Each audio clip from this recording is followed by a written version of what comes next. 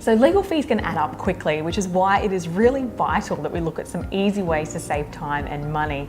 So tell me, Nardine, what are some easy ways to save money with our family lawyer bills? Sure.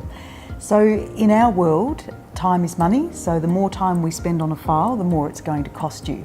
So the less time you can spend with your lawyer, the less fees you have to pay, hopefully.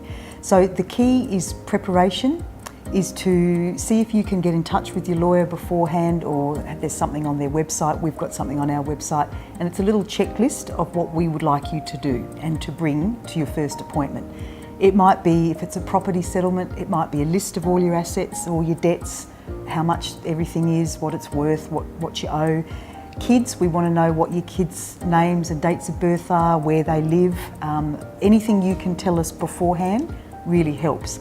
We don't want to know the whole history, pages and pages of how you met and your first date, but certainly if you can tell us when you separated, what the arrangements were for the children after you separated, and also the big thing is what would you like to achieve out of your appointment with your lawyer.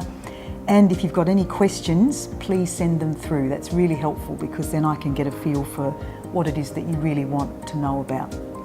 So yeah, the more preparation you can do, the more you can tell me before our appointment, the less time I have to spend writing it all down. And researching it all as well. And researching it, and then, yeah, just that time. When someone comes in for an interview, you do spend a lot of time with the preliminary stuff, marriage, separation, kids' names, dates of birth. If you've got all that already, then that saves quite a bit of time. We can get straight into what we need to talk about. Great advice there. So how does your online legal service work then? Yeah, so we have some forms set up. So the idea is that you do as much of the paperwork as you can. So a lot of the family court forms are pretty easy to fill in. So we get you to try and do as much of it as you can, and we give you hints as to what sort of information you need and what the question is and how to answer it.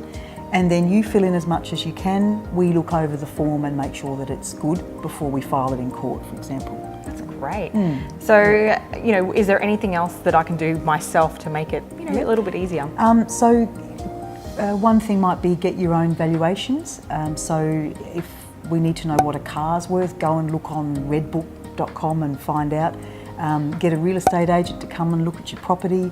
Find out what your superannuation's worth. So you can do all that sort of legwork and have those figures, because if you're coming to an appointment and I'm trying to tell you what I think is a good property settlement, I need to know all that stuff.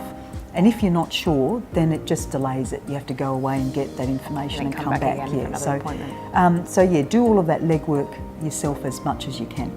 Fantastic. So there you go, lots and lots of great tips to save money when you need a family lawyer, which we all want to do at the best of times, but especially when it comes to separation. So if you need any more advice, go and see Nardine and the team from Collier Lawyers. They'd love to help you.